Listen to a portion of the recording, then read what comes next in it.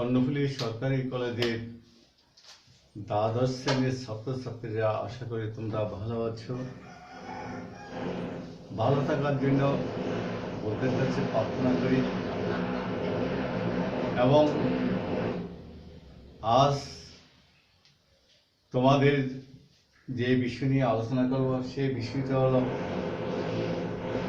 মহাবজবতী গৌতমী সম্পর্কে আলোচনা করতে গিয়ে প্রথমে বুদ্ধের সম্পর্কে কিছু বলতে হয়। তথাগত সম্যক সম্বুদ্ধ সিদ্ধার্থ থাকাকালীন অবস্থায় তিনি যখন মাতৃসন্ধিতে জন্মগ্রহণ করেন এবং 10 মাস 10 দিন পরে ভূমিষ্ঠ হওয়ার পর 1 সপ্তাহের মধ্যে তার মাতা যখন মারা যায়, তখন তার লালন পালনের ভার কে নিবে তা চিন্তা করে শেষমেশ এই মহা প্রজাপতি গৌতমীও তার লালন পালন ভার গ্রহণ করল। তার নিজের পুত্রকে ধাত্রীতে স্থাপন করে, প্রিয় ছাত্রছাত্রীরা, একটা নিজের পুত্র সন্তানকে ধাত্রীতে স্থাপন, সেবিকারাতে স্থাপন করে সেই সিদ্ধার্থকে লালন পালনের ভার গ্রহণ করলেন। এখানে একটা জিনিস, ত্যাগ ওই শান্তি, ত্যাগ ওই ধর্ম। ত্যাগ থাকলে মানুষ অনেক কিছু করতে পারে। নিজের সন্তানকে সেবিকার হাতে দিয়ে সিদ্ধার্থকে যখন লালন পালন করতে গেলেন মহাবজবতী গৌতমী, তার একটা গল্প। সেই মহাবজবতী গৌতমী, প্রিয় ছাত্রছাত্রীরা, সেই মহাবজবতী গৌতমী পদমূর্তের বুদ্ধের সময়, সেই অংশবর্তী নগরে পদমূর্তির বুদ্ধের সময় সেই জন্মগ্রহণ করেছিলেন এবং বুদ্ধের ধর্মদেশনা শ্রবণকালে সে ভিক্ষুণীর সঙ্গে প্রধান হওয়ার জন্য প্রার্থনা করেছিলেন। এবং প্রত্যেক বুদ্ধের সময় সেই 500 দাসী প্রধান হয়ে জন্মগ্রহণ করেন। প্রত্যেক বুদ্ধকে দান ধর্ম দিয়ে শুভবুদ্ধের কন্যারূপে সে জন্মগ্রহণ করেছিলেন। এবং তারা ছিল 2 বোন, মহায়া দেবী এবং মহাবজবতী গৌতমী। প্রিয় ছাত্রছাত্রীরা, এই গৌতমী অসম্ভব দানশীল ব্যক্তি ছিলেন এবং স্বামী ভক্ত ছিল, এবং সে নিজের সন্তানকে দাত্রীতে দিয়ে সিদ্ধার্থকে অতি যত্ন সহকারে নিজের বুকের দুধ পান করে তাকে মানুষ করেছিল। সিদ্ধার্থ যখন ছোটবেলা থেকেই তার মাকে যখন হারালো, তখন সে সবসময় চিন্তা করতেন। তার জন্ম হওয়ার পর থেকে সে বিভিন্ন কিছু নিয়ে চিন্তা করতেন এবং পিতা তাকে গৃহে বন্দী রাখার জন্য অনেক চেষ্টা করেছিল, কিন্তু দেখা যায় সিদ্ধার্থ সবসময় ভাবনা করতেন এবং মানুষের মঙ্গল কামনা করতেন, জীবজন্তুর মঙ্গল কামনা করতেন। এবং তার জন্ম হওয়ার সময় সুচিত্রজন ব্রাহ্মণ তার ভবিষ্যৎবাণী করেছিলেন। ব্রাহ্মণরা বলেছিল যে সেই জন্ম মৃত্যু, সেই মৃত্যু, ব্যাধি, জরা, সন্ন্যাসী দেখলে এবং সেই গৃহ ত্যাগ করবেন। এই গৃহ ত্যাগ না করার জন্য রাজা বিভিন্ন আনুষঙ্গিক দিয়ে তার মন খুশি রাখার জন্য চেষ্টা করতেন এবং সবসময় আনন্দঘন পরিবেশে তাকে জীবন অতিবাহিত করার জন্য চেষ্টা করেছিলেন। এবং তার জন্য 3টি প্রাসাদ নির্মাণ করেছিলেন, একটা শীতকালীন, একটা গ্রীষ্মকালীন, একটা বর্ষাকালীন। কিন্তু দেখা গেল সিদ্ধার্থের মন তাতেও তাহা অবশেষে সিদ্ধার্থকে বিবাহবন্ধনে আবদ্ধ করালো। কিন্তু বিবাহবন্ধনে আবদ্ধ করার পরও তার মন কোনো শান্তি ছিল না, তার মনে কোনো শান্তি ছিল না। সে সবসময় মানুষের মঙ্গল কামনার জন্য, বিশ্ববাসীর মঙ্গল কামনার জন্য এবং আকাশ পাতালে যত জীবজন্তু আছে তাদের মঙ্গল কামনার জন্য সর্বদা চেষ্টা করতেন। এইটা হলে কি হয়, এটা হলে কি হয়, যেমন জন্ম হলে মৃত্যু, মৃত্যুর পরে আবার জন্ম, এরকম যে কি মানুষের এই লীলাচক্র, মানে এই লীলাচক্র থেকে মানুষকে মুক্তি দেওয়ার জন্য যেখানে গেলে মানুষের আর জন্ম মৃত্যু হবে না, সেই জিনিসটা পাওয়ার জন্য সে সবসময় চিন্তা করতেন, ভাবনা করতেন। এবং তাকে বিবাহবন্ধনে আবদ্ধ করার পরও তার মনে যখন শান্তি ছিল না, তখন সে একদিন রাজাকে, তার পিতাকে বলে গৃহ ত্যাগ করার জন্য, মানে পিতাকে বলে রাজ্য ভ্রমণ করার জন্য ইচ্ছে পোষণ করলেন। রাজা তার রাজ্য ভ্রমণের জন্য ব্যবস্থা করে দিল এবং রাজা বেড়িবাদে ঘোষণা করে দিল যে সিদ্ধার্থ যেদিকে যাবে সেদিকে যেন জরা ব্যাধি মৃত্যু সন্ন্যাসী তার চোখে যেন না পড়ে, এবং গ্রামবাসী যেন কোনো রোগাগ্রস্ত ব্যক্তি যেন তার সম্মুখে না পড়ে। রাজা সেই জিনিসটা যখন নিষেধাজ্ঞা করে দিল, মাইক দিয়ে ঘোষণা করে দিল, তখন সিদ্ধার্থ যেদিকে যাবে সেদিন থেকে সেই রাস্তা, সেখানে কোনো মানুষজন ছিল না। এবং সিদ্ধার্থ প্রথম দিন বাইরে দেখা গেল জরাগ্রস্ত ব্যক্তি। এই জরাগ্রস্ত ব্যক্তি কত দূর যাওয়ার পরে সে সারথীকে জিজ্ঞাসা করলো, এই লোকটাকে? তখন সারথী বলল, এই লোকটা জরায় আক্রান্ত। বলতো সে কিরকম জরা? বয়স হলে মানুষের জরায় আক্রমণ করে এবং ব্যাধি আক্রমণ করবে, এই জরা থেকে কেউ রক্ষা পায় না। আমাকেও কি জ্বরে আক্রান্ত করবে? হ্যাঁ, আপনি বললে না, পৃথিবীর সমস্ত মানুষকে জরায় আক্রমণ করবে। তখন এসে চিন্তা করলে, এই যে জীবন, মানুষের জীবন কত সুন্দর, অথচ একদিন সেই জরা আক্রমণ করে, মানুষের দেহে পোকা আক্রমণ করে, এই দেহকে কি রোগে আক্রান্ত করে, জরায় কি রূপান্তরিত করে। তাহলে এই জীবন বড় দুঃখের। এটা চিন্তা করে সেই আর বেশি দূর না গিয়ে রাজপ্রাসাদে সারথীকে নিয়ে চলে আসলো। তারপর দিন বার হলো, সেভাবে আবার দেখা গেল রোগাগ্রস্ত ব্যক্তি। বলতেছে, এটা কি? এটাই রোগে আক্রান্ত।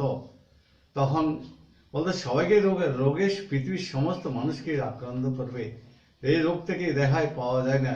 এই রোগে আক্রমণ করলেই মানুষ মৃত্যুমুখী পতিত হয়।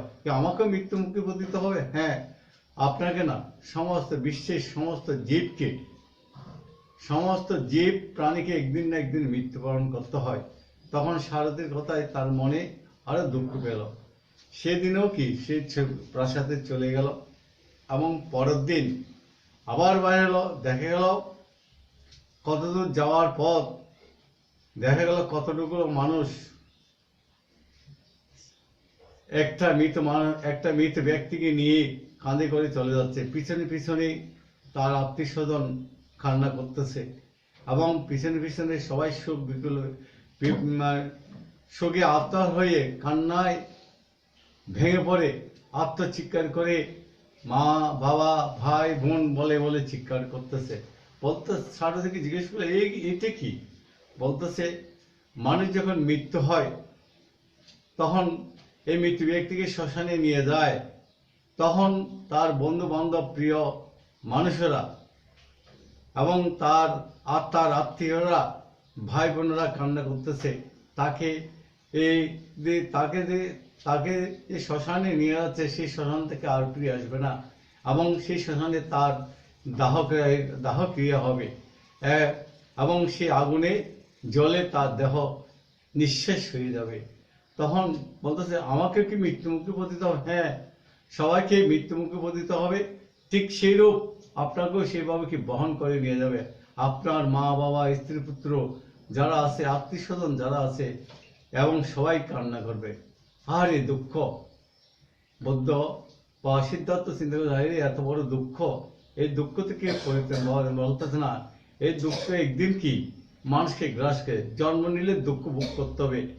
দুঃখ হলেও মানে কি, তৃষ্ণার কারণে দুঃখ ভোগ করে। তৃষ্ণা এমন একটা জিনিস, যে জিনিস থেকে মানুষ পরিত্রাণ পাওয়া সম্ভব নয়। তৃষ্ণার কারণে মানুষ পৃথিবীতে জন্মগ্রহণ করে, তৃষ্ণার কারণে মানুষ কি দুঃখ ভোগ করে। এই দুঃখ থেকে একদিন কি হয়, মৃত্যু চলে আসে, এবং মৃত্যু অবধারিত। মানুষ যখন শক্তি সামর্থ্য থাকে, গায়ে জোর থাকে, বল থাকে, এবং চোখে যখন দেখে, তখন সবাই বলে যে এইগুলো আমার, এই সম্পদ আমার, এই স্ত্রী পুত্র আমার, এই এই জায়গা সম্পদ আমার, দম দৌলত আমার আমার আমার। কিন্তু আমার যখন বলা হয়, তখন নিরানন্দ হয়। আমার কিছু নেই, এই দেহ আমার নয়, এই আছি এই নয়। এই দেহেই রোগে আক্রমণ করে, পেট ব্যথা হয়, চোখ ব্যথা হয়, বিভিন্ন কি রোগে আক্রমণ করে, জ্বর হয়, সর্দি হয়, কাশি হয়, এবং কি বিভিন্ন রোগে আক্রমণ হয়। তাহলে এই দেহ যখন সৃষ্টি হয়, মানুষ যখন সৃষ্টি হয়, দেহে কি হয়, রোগে বাসা বাঁধে, এবং এই রোগ থেকে কেহ পরিত্রাণ পাওয়া সম্ভব নয়। এবং এই রোগ থেকে পরিত্রাণ পাওয়া সম্ভব না হয় বলে তখন মানুষ আস্তে আস্তে কি হয়, রোগে আক্রান্ত হয়ে মৃত্যুমুখে পতিত হয়। তাহলে আমাকে মৃত্যুবরণ করতে হবে? হ্যাঁ প্রিয় বন্ধু, তোমাকেও কি মৃত্যুবরণ করতে হবে, আমাকেও মৃত্যুবরণ করতে। অমর পৃথিবীতে কেহ নাই, অমর বলতে কিছু নেই, সমস্ত কিছু ক্ষয়শীল।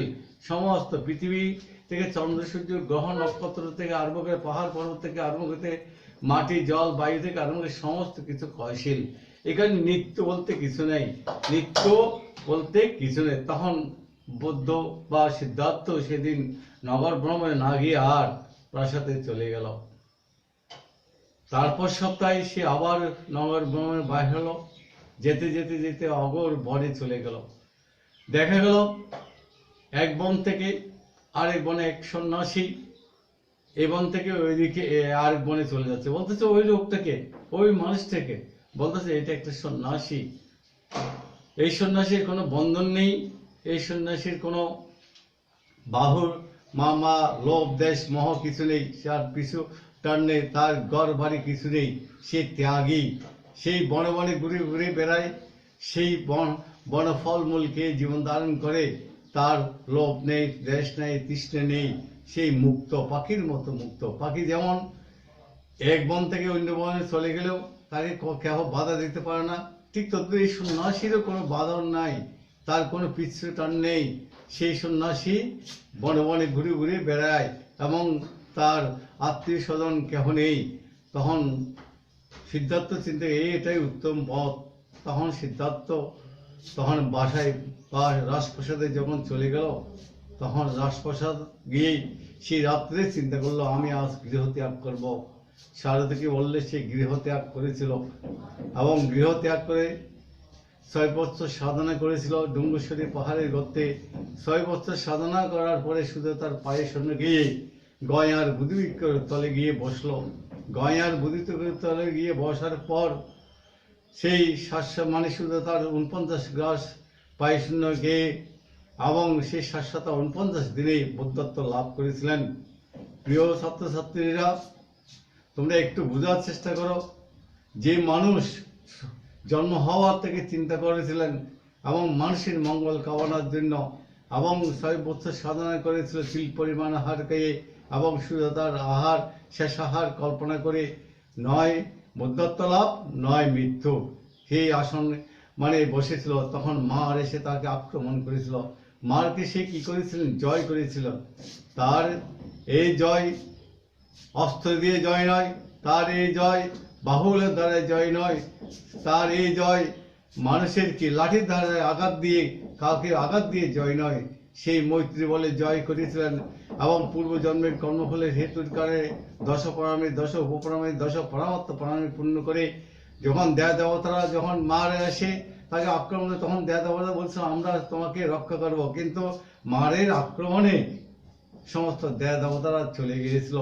তখন সিদ্ধার্থ ওই যে 10 প্রণামী 10 উপপ্রণামী 10 পরামর্শ প্রণামী পূর্ণ করে বিভিন্ন জন্মের দান প্রণামী যে দান দিয়েছিল, সেই দানের ফলে যখন পৃথিবী স্পর্শ করলো, তখন মারের সমস্ত সৈন্য হেলে দুলে পড়ে প্রাণ ভয়ে কি চলে গিয়েছিল।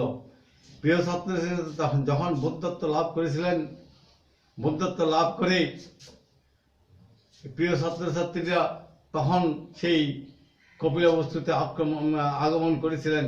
এই কপিলবস্তু আগমন করার পর তখন সেই সময় রাজা শুদ্ধোধনের মৃত্যু হল এবং নিজের পুত্র মহাপ্রজাতি গৌতমীর পুত্র নন্দকে বুদ্ধ ভিক্ষু ধর্মে দীক্ষা দিল।